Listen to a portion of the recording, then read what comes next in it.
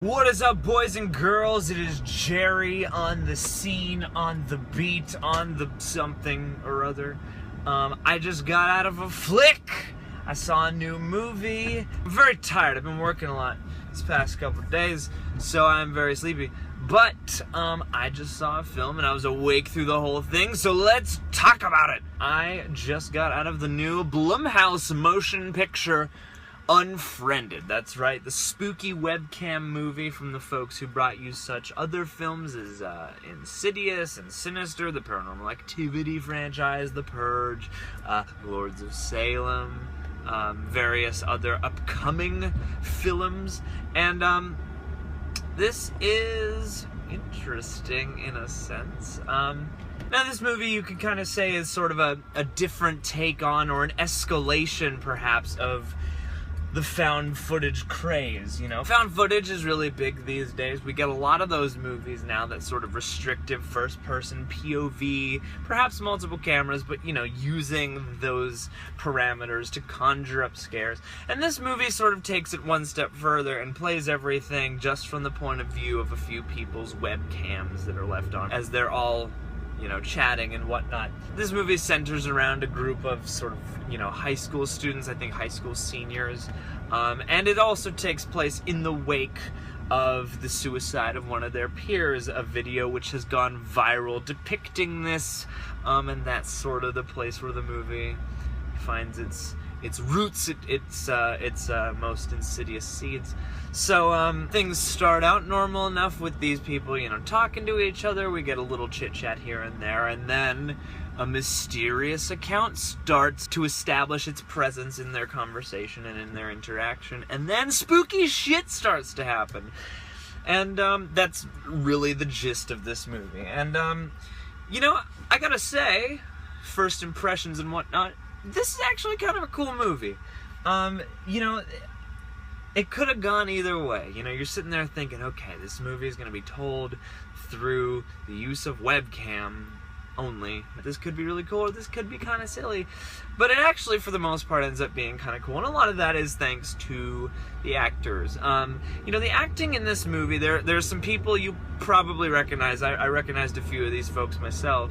You know, young actors and actresses and whatnot. But for the most part, throughout this movie, they do a pretty good job, because a lot of these are long takes. You know, there was probably some manipulation going on with, you know, because the glitchiness inherently of webcams allows you to play with stuff like that. But there are some long takes and pretty lengthy, you know, sort of expositions.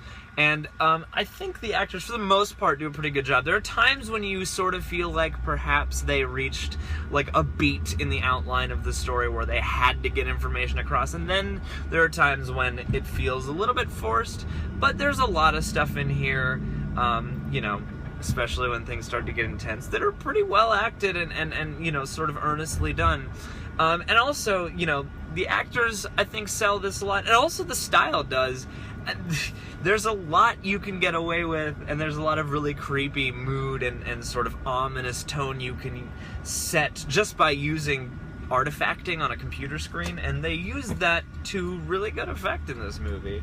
Even just the sort of glitched out Universal Pictures bumper that comes across the screen does a good job at the beginning of sort of putting you, you know, uneasy. I feel like a lot of people I spoke to beforehand kind of rolled their eyes at the trailer and was like, this spooky webcam movie, you know. But you know, this is one of those little things. It's one of those little nuggets that has a clever little gimmick, and it actually manages to make that gimmick work pretty well. And I think it uses it to pretty good effect. You know, they find reason to keep everybody at the computer. You know, you have this sort of supernatural situation where they're not quite sure if someone's just doing a really horrible internet prank, or if they're actually being, you know, fucked with, for lack of a better term, by the spirit of this girl who committed suicide. And a lot of this plays on some pretty relevant topics, at least in this day and age. It's a very modern movie in a kind of interesting way. And I think the gimmick actually doesn't get in the way of that. It actually helps that, and it helps also that the movie doesn't outstay its welcome. It's not a super long movie. It's not really all that overwrought. Once things get going, they pretty much keep going. And there are a lot of actually little nuances, at least in the way that the movie gives you glimpses into how people talk on computers. Like, it's very modern in that way, and a lot of the just interactions ring true. You know, you watch at least the one main character whose screen you're sort of peering into the whole time. You know, you watch her type things to various people, and it's that thing we all do, I think, where you sort of start typing one thing and then you reconsider, you go back, you edit it, then you erase the whole thing and type something completely different.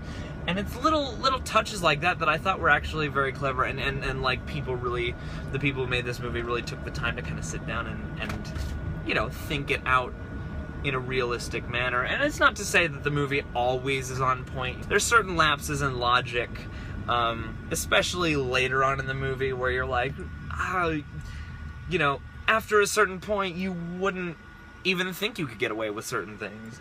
But the movie as a whole, I think, works pretty well. It's pretty earnest, and it's got a little bit of everything in terms of horror. I mean, there are definitely some cheap jump scares that you're gonna, you know, get a good chuckle at. I got a good chuckle out of. You roll your eyes and on to the next one. And then there are actually certain things, especially when the movie gets down to the sort of nasty side of high school interactions, you know, bullying, both in person and online, and just, you know, sort of how horrible people can be to each other in this day and age, especially with anonymity, and stuff like that, you know, all the things you see posted on videos and stuff like that. I think it's kind of an interesting portrait because it is very reflective of our time, of the way we communicate and the way that affects things like bullying and cruelty and all that. You know, it's not like a masterpiece. It's still a lean little horror movie. There's still kills to be concerned about. But it does have some interesting wallpaper, and I do appreciate that about this movie. I appreciated that stuff more than I thought I would. And it just had these little flourishes that I wasn't necessarily expecting that made the movie that much more enjoyable for me. It takes that relevant topic and it builds a neat, if you will, little sort of supernatural slasher thing around that. And I appreciate that, you know, because throughout horror history, there are all these little movies that are just kind of serve as portraits of the time they were made in, just as much as they are about scares and chills and kills and all that.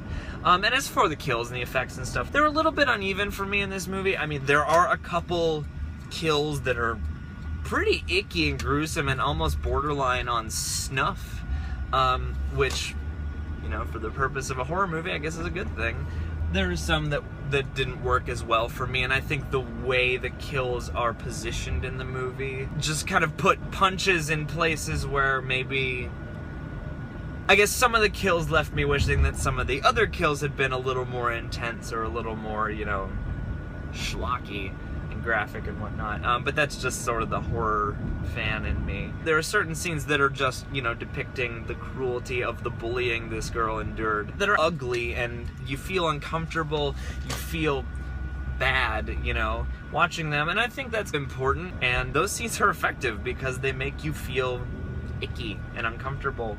And I appreciate when a horror movie can do that. It might not blow your mind, but there are a lot more little details and little nuances and little, you know, elements that are actually cool and worth appreciating, and it's clear that somebody put time and thought into this. It's a very low budget, simple enough premise, but I think the execution is solid. You know, it's a solid little horror movie with some neat ideas and some neat approaches. They actually managed to make looking at a computer screen for, you know, 80 or 90 minutes hard to look away from. Like, it's actually kind of thrilling, and it's actually kind of engrossing, and you don't want to leave your seat, you know? So yeah, if you're into this, you know, you got some friends together on a Friday night, you know, there are parts where you'll have fun that are entertaining and humorous. There are other parts that are, you know, uncomfortable and unsettling. Some things you might jump at, some things that might make you feel a little icky, but altogether, I think it's an effective movie, and I liked it. So yeah, that's it for now. What would you like to see happen with this sort of found footage, you know, guerrilla style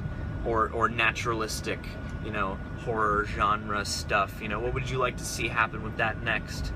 As always, like, comment, subscribe. Be nice to your fellow commenteers. You can check us out, Real Rejects, on the Facebooks and on the Twitter, the Instagram. I also am Reasons to Jerry on Twitter and Instagram. So yeah, that's it for now. Unfriended is the film. Blumhouse Universal Picture. I am Jerry. Cheers.